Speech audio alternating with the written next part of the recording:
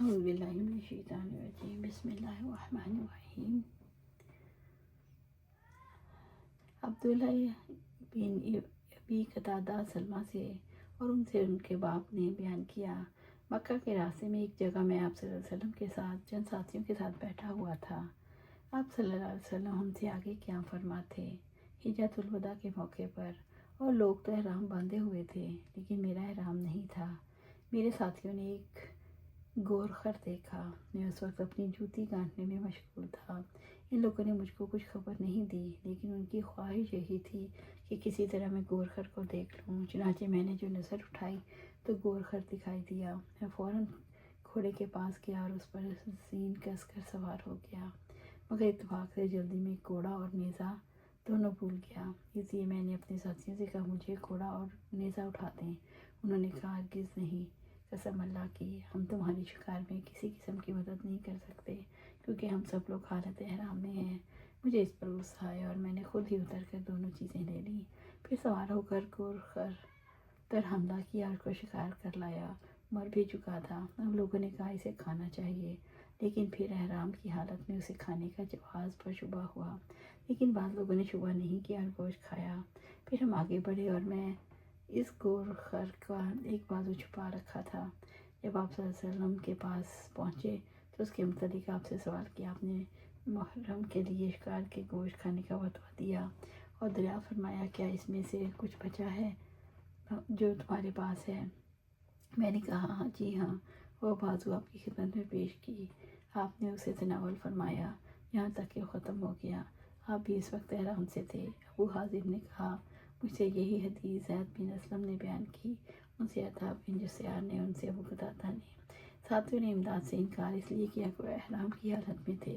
احرام کی حالت میں شکار نہیں کر سکتے، نہ شکار میں مدد کرنا۔ آپ صلی اللہ علیہ وسلم نے اس گوشت میں تحفہ کی خود خواہش فرمائی، اسی سے مقصد باب حاصل ہوا۔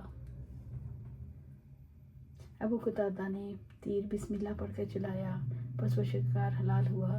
دوست احباب میں تحفے تحائف لینے دینے بلکہ بعض دفعہ باہمی طور پر خود فرمائش کرنے کا عام دستور ہے۔ اسی کا جواز یہاں ثابت ہوتا ہے۔ پانی یا دودھ مانگنا۔ آپ صلی اللہ علیہ وسلم نے مجھ سے فرمایا مجھے پانی پلاؤ۔ اس سے اپنے ساتھیوں سے پانی مانگنا ثابت ہوا۔ سعد سعدی رضی اللہ تعالیٰ عنہ انصاری ہیں اور ابو عباس ان کی کنیت ہے۔ ان کا نام حسن تھا، لیکن آپ صلی اللہ علیہ وسلم نے اس کو سہل سے بدل دیا۔ وفات نبوی کے بعد ان کی عمر 15 سال تھی۔ انہوں نے مدینہ میں ہجری 91 میں انتقال فرمایا۔ یہ سب سے آخری صحابی ہیں جن کا مدینہ میں انتقال ہوا۔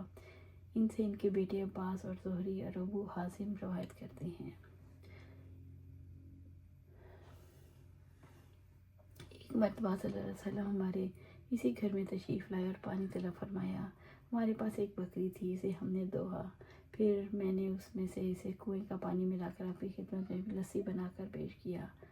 ابو بکر رضی اللہ تعالیٰ عنہ آپ کے بائیں طرف اور حضرت عمر سامنے تھے۔ ایک دیہاتی آپ کے دائیں طرف تھا۔ آپ صلی اللہ علیہ وسلم پی کر فارغ ہوئے تو پیالے میں کچھ دودھ بچ گیا، اس لیے حضرت عمر نے عرض کیا یہ حضرت ابو بکر ہیں، لیکن آپ نے اسے دیہاتی کو عطا فرمایا کیونکہ وہ دائیں طرف تھا۔